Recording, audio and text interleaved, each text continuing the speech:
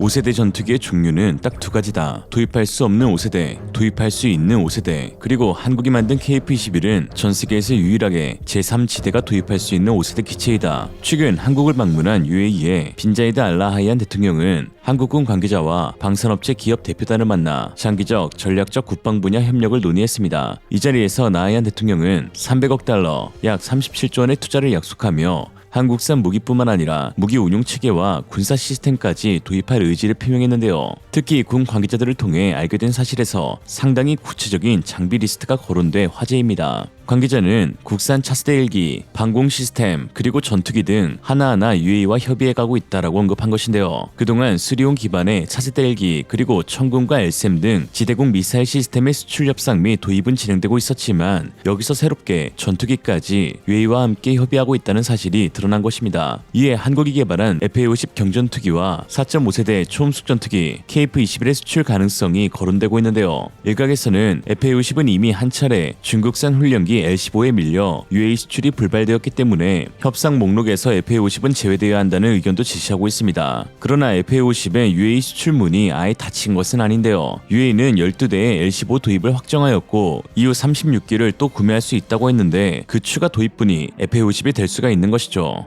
왜냐하면 최근 중국이 UAE에 납기한 L-15의 사진에서 충격적인 반전이 있었기 때문입니다. 지난해 말 UAE 공군에 도착한 첫 번째 분량의 L-15 훈련기가 두바이 에어쇼에서 공개가 되었는데 그 도색이 UAE 공군 알푸르산 부대의 상징색으로 칠해져 있었습니다. 알푸르산 부대는 아랍에미리트 공군의 고개 비행팀인데요. 도색의 주요 색상은 사마빛 황금의 모래와 그 아래에 있는 검은 기름을 나타내는 검정색과 금색으로 이번에 도입된 L-15가 바로 알푸르산 부대에서 운용된다는 것을 유추할 수 있었습니다. 즉 훈련용과 실전 공격용이 아닌 고개 비행팀의 전용기로 중국산 L-15가 사용된다는 것이죠. 현재 알푸르산 고개 비행팀은 노후화된 MB339A 이탈리아산 항공기 10대를 운용 중에 있습니다. 해당 항공기는 2003년에 도입하여 운용된 지 20년이 넘어가고 있는데요. UAE의 유일한 고개 비행팀으로 국내의 많은 에어쇼 및 행사에 참가하여 운용 수명 연한이 도래하고 있죠. 즉 UAE가 추가로 도입하게 될 36대 분량의 실제 훈련기 수주 사업에서 FA-50은 여전히 가장 강력한 후보가 될 수 있는 것입니다. 또한 KF-21 역시 UAE에게 있어 다른 대안이 없는 주요 유력 후보가 되어가고 있는데요. 실제로 지난해 UAE 측이 KF-21 보람의 프로그램에 직접 참여하기를 희망한다는 내용의 선언을 보냈다는 보도가 있었고 방위사업청은 부랴부랴 사실무근이라는 성명서를 발표하기까지 할 만큼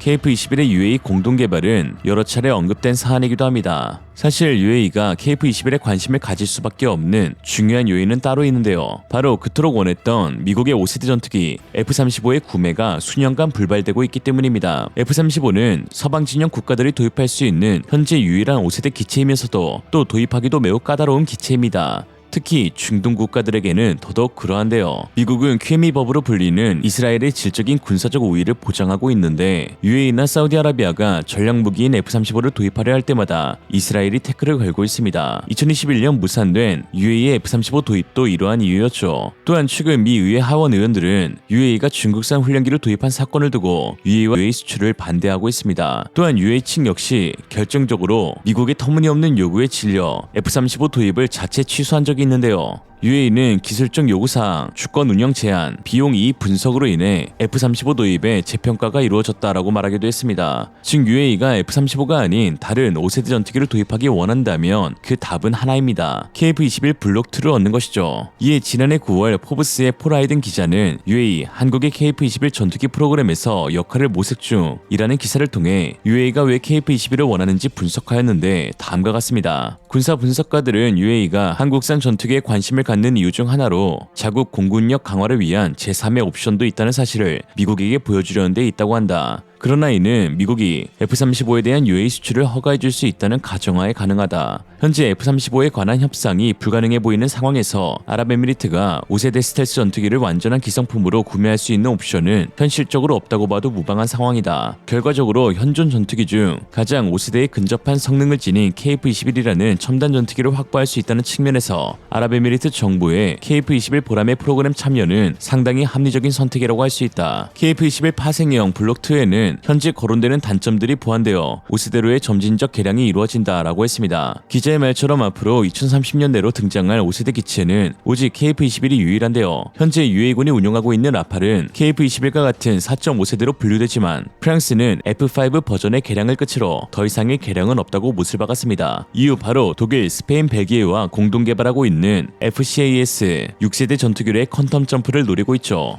그러나 FCAS는 조별 과제답게 각국의 이익 배분 관련 이해 충돌이 발생하고 있어 계속해서 지연되고 있는데 당초 목표였던 2040년 초도 배치는 사실상 불가능해 보이는 현실입니다. 그러나 한국 KF-21은 2026년부터 무장 능력 확보를 통한 블록2 개량 사업을 진행하여 2028년까지 성능 개량형 개발을 완료할 계획으로 2029년부터 2032년까지 진행되는 양산을 통해 공군에 실전 배치할 예정입니다. 여기엔 A사 레이더 모드 업데이트를 통해 공대지 공대함 임무 수행이 가능해지며 운용 가능한 무장이 추가되고 완전 매립형 내부 무장창 개량이 이루어져 5세대 스텔스로 개발되는 것이죠. 즉 2030년대에 UA가 F-35를 제외하고 5세대 기체를 받으려면 KF-21이 유일하며 현재 블록 1단계에서도 뛰어난 공중 기동 성능을 선보이며 순조로운 개발을 진행하고 있기에 UA 블록 2는 사실상 실패 가능성이 극히 적은 가장 매력적인 대안이라고 할 수 있습니다. 일부의 군사 매체들은 UA가 F-35의 대안으로 중국산 자칭 5세대 제니10을 구매할 수 있다는 기사를 보도하기도 하는데요. 그러나 이는 사실상 불가능해 보입니다. UA가 L-15 훈련기에 이어 또 한 번 제니10을 구매하게 된다면 완벽하게 미국과 척을 지게 되는 부담감을 질 수밖에 없는데요. UA에게 있어 중국은 미국을 압박하는 카드일 뿐인 것이죠. 또한 제니10 그 자체 성능만으로도 과연 5세대 기체로 불릴 만한지 의문이 들 수밖에 없습니다. 5세대 기체의 핵심인 스텔스 성능, 즉 낮은 레이더 반사 면적 RCS 값에서 중국의 제니10은 매우 열악한 기체인데요.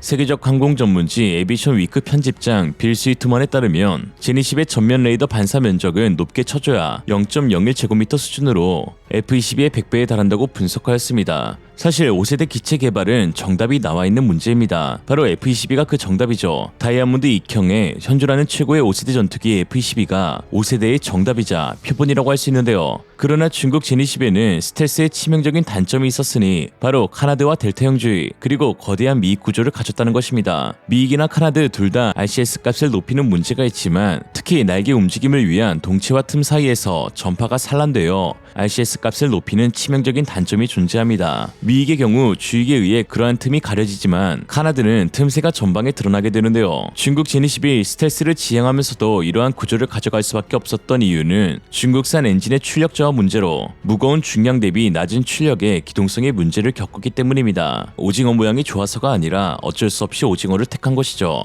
그러나 KF-21의 경우 베이비 랩터로 불릴 만큼 공기역학적 디자인과 기체 외형에서 F-22와 매우 흡사한 형태를 지니고 있는데요. 추력대 중량비와 익면화 중에서 F-22와 거의 동일한 것을 알 수 있죠. 이로 인해 동급 대비 가장 낮은 RCS 값을 지니고 있는데 카이에 따르면 KF-21 블록 1의 RCS 값은 0.5제곱미터로 유로파이터 타이프, 라팔 등 최신 기종 RCS 값 1제곱미터보다 우수하며 2028년 이후 기체 내 무기창 삽입을 통해 미 공군의 F-22, F-35 수준으로 개량하는 방안을 검토 중에 있습니다. 이에 포브스는 이러한 사실을 두고 KF-21 보람에는 4.75세대 전투기라는 말로 대변해주고 있습니다. 그렇다면 KF-21이 앞으로 UAE, 폴란드, 말레이시아, 필리핀 등 여러 제3지대로 수출되기 위해서 어떤 변화를 가져가야 하는지, 그리고 현재 KF-21이 5세대로의 진화를 위해 어떤 놀라운 성능을 꽁꽁 숨겨두고 있는지 그 뒷이야기 한번 빠르게 살펴보겠습니다.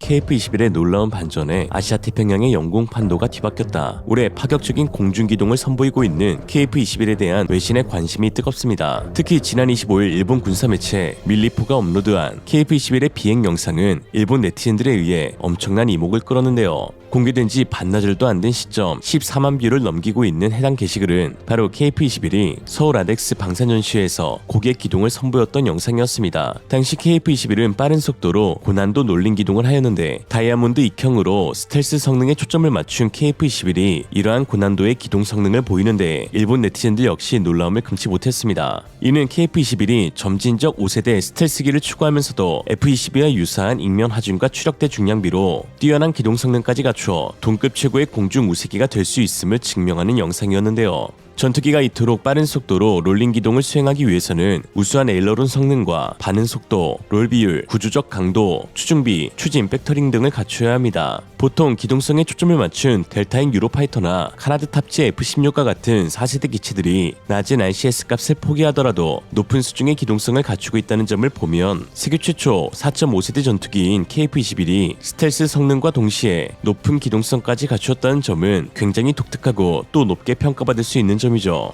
이에 일본 네티즌들은 다음과 같은 반응을 보였는데요. 분명히 대단하네요. 파일럿의 조종 능력도 우수하겠죠. 이 수준의 무기가 실제로 사용되지 않는 것이 가장 행복할 것으로 보입니다. 기동력이 정말 높습니다. 일본의 공동개발 전투기도 이 정도는 움직여줬으면 좋겠습니다. 빙글빙글 돌면서 미사일을 쏠 것 같다. 좋은 느낌이네요. 그런데 일본의 FX는 아직인가요? 정말 좋다. 우리도 F-35를 수입하지 말고 처음부터 자체 개발로 돈 쓰면 좋았잖아. 좋은 운동 능력으로 보인다. 전투기가 마음먹은 대로 움직인다. 하지만 향후 전투기에 요구되는 것은 스텔스 성능인 것이 당연한 만큼 이 영상으로 평가하는 것은 딱 여기까지 정도일 것이다. 어쨌든 영상은 정말 멋지다 라고 했습니다. 사실 그 누구보다도 KF-21에 대한 냉담한 반응을 보여왔던 일본 네티즌들이었기에 KF-21이 아덱스에서 국외 기동을 선보인 이후 달라진 그들의 반응은 새삼 놀라운데요. 그동안 일본 최대 포털 사이트 야오지펜의 KF-21 글에는 늘 비관적인 댓글만 달려왔었습니다. 그동안 일본 네티즌들은 KF-21이 미국 기술에 의지해 개발을 시작했지만 기술 지원은 얻지도 못하고 그저 범용화된 F-414 엔진만 구매했을 뿐 국산이라고 칭하는 IR은 무단 복제이고 레이더 성능은 부족하다는 댓글들을 달아왔었는데요. 또한 최근 인도네시아의 KF-21 분담금이 3분의 1로 줄었다는 기사에서는 그마저도 간신히 결정을 내린 것이다. 연습기조차 언제 추락할지 모르는데 그렇게 위험한 전투기에 큰 돈을 쓰는 것은 낭비다. 그러니까 한국이 줄 기술이 3분의 1 정도밖에 없었다는 말 아닌가. 엔진도 레이더도 외국산이잖냐. 가장 필요한 기술이 이전되지 않았으니까 라는 반응이었습니다. 팩트는 일절없고 그저 잘 안되기만을 바라고 저주하는 형식이었죠. 이에 인도네시아와의 공동개발 불발 소식에 누구보다 기뻐했던 일본이었는데요. 그러나 사실 일본의 기대와 달리 인도네시아의 공동개발 취소는 KF-21의 미래 전망에 있어 신의 한 수가 될 것으로 보입니다. 인도네시아는 3분의 1 분담금만 지급하기로 하면서 당초 계획되어 있던 시제기 및 기술 이전을 받지 못하게 되었습니다. 즉 공동개발국에서 이제는 단순 기술 수출국으로 변모하게 된 것이죠. 또 인도네시아가 이번에 확실히 떨어져 나가게 되면서 인도네시아 주변국들의 KF-21에 대한 관심은 더 커지게 되었습니다. 바로 필리핀과 말레이시아인데요. 인도네시아가 KF-21의 공동개발국으로 이름을 올리게 된다면 동남아의 맹주를 자처하는 필리핀과 말레이시아가 KF-21을 구매하는데 다소 찜찜한 기분이 들 수밖에 없습니다. 안 그래도 인도네시아는 KF-21을 두고 자국산 기체라고 홍보하고 있는데 동남아 라이벌 국가인 필리핀과 말레이가 KF-21을 구매하게 된다면 인도네시아는 이를 두고 분명 국뽕 마케팅을 벌일 것이고 이는 필리핀 말레이의 자존심을 건드는 행위이자 그들의 차기 대권에도 좋지 못한 영향이 있을 것이기 때문입니다. 그러나 이제 인도네시아가 떨어져 나가주면서 오히려 필리핀과 말레이시아는 더욱 적극적으로 KF-21에 대한 관심을 내비치고 있는데요. 최근의 군사 매체 아미 레커그니션은 필리핀이 한국 KF-21 보라매를 5세대 다목적 전투기로 주목하고 있다는 제목의 기사를 보도했습니다. 내용은 다음과 같은데요. 필리핀 공군 대변인 메이너드 마리아노 대령은 한국 항공우주산업이 개발한 전투기인 KF-21 보라매가 필리핀의 다목적 전투기 잠재적 후보로 간주된다고 강조했다.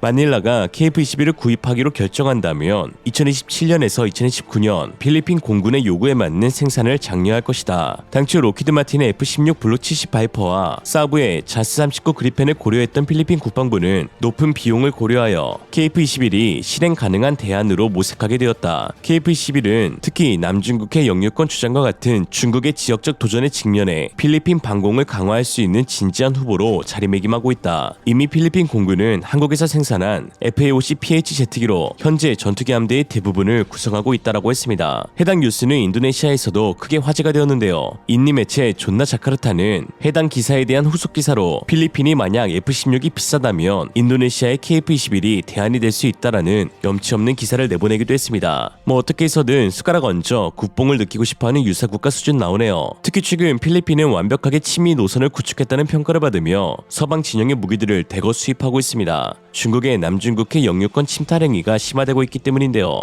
사실 필리핀은 해군이나 공군의 전력 그 자체보다는 그 위치에 있어 중국에게 최악 중의 최악으로 꼽힙니다. 중국이 지속적으로 필리핀에 위협을 가하고 무력행위까지 불사하는 이유도 바로 여기에 있는데, 일례로 최근 센카쿠에 들어간 대함용 SM-6와 베이징까지 타격 가능한 토마호크, 거기에 타이푼 미사일 시스템까지 필리핀 최북단 루송 기지에 들어가 버렸기 때문이죠. 그럼에도 중국의 위협이 사그라들지 않자 필리핀은 결국 뚝배기가 열려 북부 5곳을 포함해 총 9곳의 기지를 미국에 열어버렸습니다. 이에 미국은 필리핀, 대만, 일본에 미사일 체인을 형성하여 중국을 압박하고 있는 상황이죠. 이러한 미국, 필리핀, 미필 동맹은 최근 인도네시아가 중국 측에부터 국방력 강화를 모색하는 모양과는 사뭇 대조적인데요. 완벽하게 서방이 붙은 필리핀이라는 평가를 받습니다. 그러나 필리핀에게 있어 가장 큰 문제는 자국의 영공을 전적으로 미국에 의존할 수밖에 없다는 것입니다. 미국 F-22와 F-35 스텔스 전투기가 필리핀 공군과 함께 합동 훈련을 실시하고 있지만 현지 미군 기지엔 배치되고 있지는 않은 상황인데요.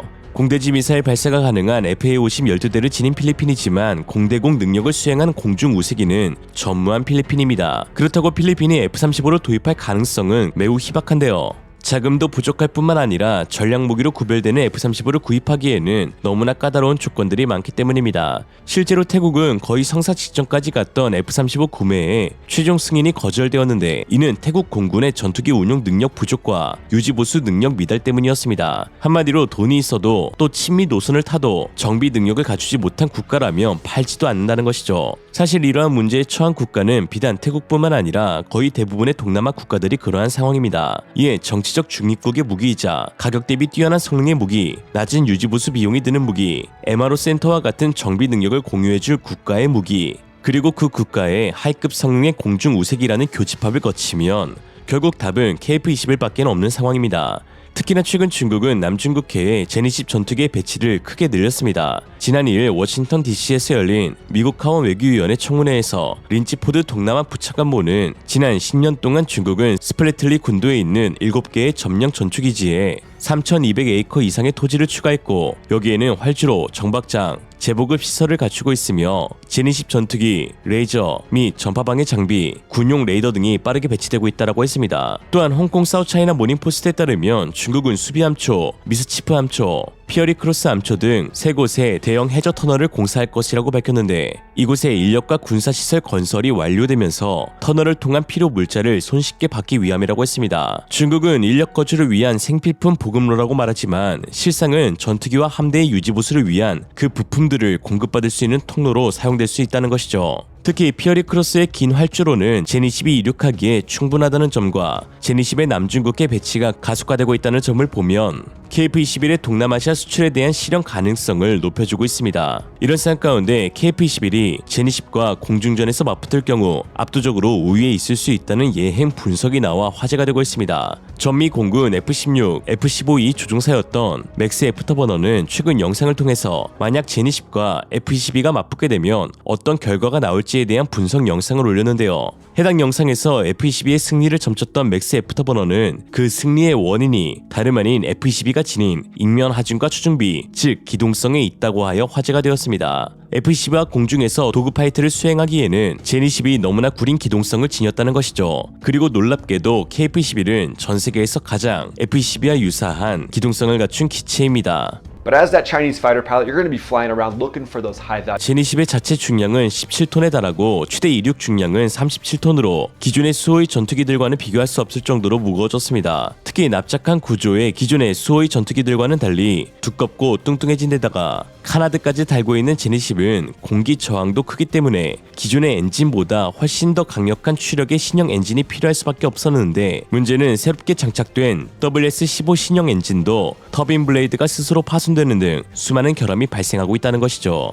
즉 제니10은 스텔스냐 아니냐, 많은 무장을 갖췄냐 안 갖췄냐를 떠나 KF-21의 공중 기동성에서부터 크게 밀린다는 것을 알 수 있습니다. 그러므로 최근 KF-21이 배면 비행, 롤링 비행, 고각 기동 등 우수한 기동성을 선보이는 장면들은 한마디로 중국산 저급 전투기들과의 상대에서 매우 우수한 능력을 선보일 수 있다는 것을 의미하고, 이러한 장면들은 앞으로 중국산 전투기를 대응해야 할 남중국해 국가들에게 매우 흥미롭게 다가온다는 것을 의미합니다. 중나한대라는 것이죠. 중국이 나댈수록 한국은 대박난다. 아, 그래서 너희가 반대했구나. 오늘의 한 줄 평, 중국이 반대하고 있다는 건 잘하고 있다는 뜻. KF-21 개발 목적 끝에는 한국형 B-91 핵폭탄 공중 투하가 있었다. 최근 북한의 미사일 위협이 심상치 않습니다. 지난 27일 북한에서 발사된 미확인 탄도발사체가 일본 오키나와 지역을 비행하다 추력을 잃으며 스스로 폭파되는 장면이 공개되었는데요. 일본 방위성은 북한에서 탄도미사일일 가능성이 있는 물체가 발사되었다며 오키나와 지역 주민에게 경보를 내리고 건물 안이나 지하로 피난해 줄 것을 당부했습니다. 북한의 연이은 미사일 도발로 인해 한국에서도 이에 대응할 억지력을 갖춰야 한다는 목소리가 제기되고 있는 가운데 최근 유력한 미국 대선 후보인 트럼프 캠프 측에서는 한국의 자체 핵무장에 대한 지지 발언이 나와 화제가 되고 있습니다. 특히 매우 구체적인 사안들도 거론되고 있어 그 어느 때보다 한국의 핵무장 현실화가 가까워질 것으로 보이는데요. 지난 27일 트럼프 최측근인 마이크 폼페이오 전 국무장관은 한국과의 사용 후 핵연료 재처리 협상이 왜 안 되겠냐며 한국의 핵능력 증진 결정을 존중하겠다는 폭탄 발언을 내놨습니다. 국내에서 열린 정치 포럼에 참가한 폼페이오는 핵연료 제철이나 농축을 한국은 하지 못하고 있는데 트럼프 집권 2기 때 협상이 가능한가라는 질문에 왜 안 되겠냐라면서 미국이 확장 억제 제공을 중단하거나 미군 철수를 할 경우 한국이 스스로 핵무장을 해야 한다고 믿는 한국인도 많다며 더 견고한 민수 원자력 능력이든 더 나아가 복잡한 핵 프로그램이든 한국인들이 어떤 핵 능력을 증진하기로 결정한다면 미국이 굳이 반대할 이유는 없다라고 말했습니다. 한국은 1974년 개정된 한미 원자력 협정과 1975년 가입한 핵 확산 금지 조약에 따라 미국의 동의 없이는 재처리와 농축을 할 수 없는 국가로 분류되어 있는데요. 재처리를 통해 얻은 플루토늄은 순도가 높아 원자탄의 원료로 사용할 수 있기 때문에 매우 까다로운 규제를 받고 있습니다. 이런 상황 가운데 미국 유력 대선 후보 추측근인 폼페이오 전 장관의 발언을 토대로 한국 입장에선 플루토늄 재처리를 비롯해 핵폭탄 제조가 가능한 20% 이상 우라늄 고농축을 협상 테이블에 올릴 명분을 얻게 된 것이죠. 사실 트럼프 전 대통령 역시 매번 한국의 자체 핵무장 가능성을 열어두었는데요. 물론 주한미군 철수와 방위비 분담금 인상 주장을 뒷받침하기 위한 것이었지만 최근 한국의 군비 증강 추세와 군기 순력 강화 시도가 트럼프의 협상력을 흐트러 놓은 것이라는 분석도 있습니다. 현재 한국에 주둔 중인 주한미군은 크게 제7공군과 제2보병사단으로 나뉩니다.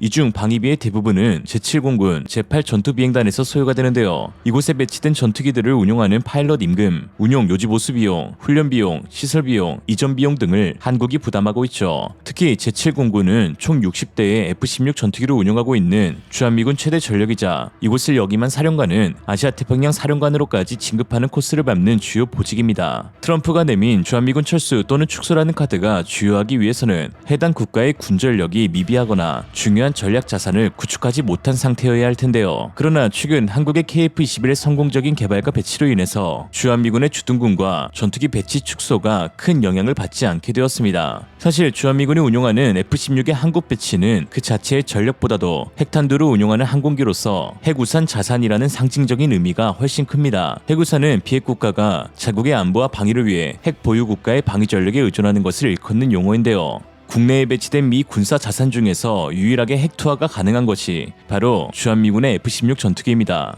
그러나 문제는 점점 미국이 펼치는 핵 우산에 대해 전 세계의 신뢰도가 떨어지고 있다는 것인데요. 만약 서울이 핵 공격을 받는다면 미국이 전방위적인 핵 우산을 펼칠 것인가라는 설문조사에서 한국인들 65.6%가 그렇지 않을 것이라고 답하였습니다. 이에 미 공화 상원 의원은 한국은 미국이 제공하는 핵 우산에 의심을 내비치고 있다면서 새로운 대안을 제공해야 한다고 했고, 또 이미 미국산 공중투하용 핵폭탄을 보유한 유럽 역시 미국의 핵우산을 믿을 수 있을까라는 회의감이 나오고 있는 상황입니다.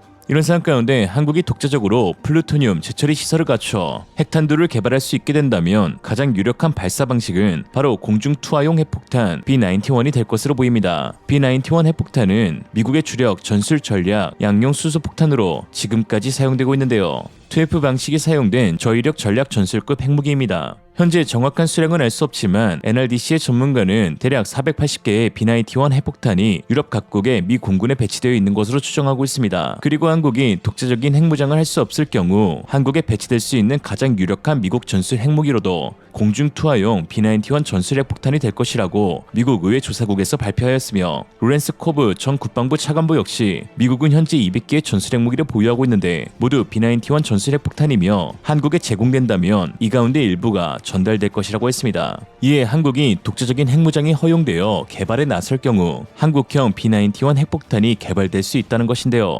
1960년 당시 열핵폭탄 시대가 열리며 탄두의 크기가 작아지면서 대형 폭격기에 탑재되어 투발된 핵폭탄들은 이후 소련의 대공 방어망이 강화되면서 더 이상 항공기의 생존성을 보장할 수 없게 되자 미국에서는 적국의 대공 방어망을 회피하면서 기민하게 움직일 수 있는 전술적 성격의 기체에 핵폭탄을 장착해야 한다는 필요성이 제기되었고, 이에 개량된 성능의 핵폭탄 B-91이 1960년대부터 개발되어 F-15E, F-16, F-111, F-117 등 다양한 기체에 탑재되어 운용되어 왔습니다. 그러나 오늘날 겪고 있는 문제는 B-91 핵폭탄의 투하 방식이 자유 낙하 방식이기에 또 한 번 놀라운 발전을 이뤄낸 레이더 및 방공망의 위협에 전투기들이 노출될 수 있다는 것인데요. B-91 핵폭탄은 자체적인 추진체를 갖추고 있지 않아 공중투하 방식으로 항공기에 의해 목표 지역 상공까지 운반된 후 낙하됩니다. 물론 최신형 B-91-12에는 유도 시스템이 탑재되어 있지만 이 역시 추진체와는 거리가 있으며 결국 목표 지점 근거리까지 도달해야 발사가 가능하죠. 핵탄두 자체가 추진체를 추가하면 폭탄의 설계가 복잡해지고 크기와 중량이 증가하며 유지보수 및 안전성의 오류가 발생하기 때문에 줄곧 자유낙하 방식을 채택해왔습니다. 그렇기에 무엇보다도 B-91 핵폭탄의 성공적인 투하를 위해서는 운반항공기의 성능이 매우 중요한데요. 즉 스텔스 성능과 전자전 능력 그리고 우수한 기동성을 갖춘 전투기가 B-91의 핵공격 성패를 좌우한다고 해도 과언이 아닙니다. 이에 미국 역시 최근 F-35A를 통해 최신형 B-91-12의 탑재 테스트를 진행 중에 있는데요. 그리고 결국 지난 3월 8일 역사상 처음으로 F-35A 스텔스 전투기가 B-91 탑재 인증을 받았습니다. 즉 한국이 KF-21이라는 차세대 전투기를 성공적으로 개발하고 있는 가운데 한국형 B-91이 개발된다면 북한의 방공망을 뚫을 수 있는 우수한 스텔스 성능, 요격 미사일을 회피할 수 있는 우수한 기동력, 적기의 재민 공격을 차단할 수 있는 전자전 능력을 지닌 KF-21이 완벽하게 핵폭탄을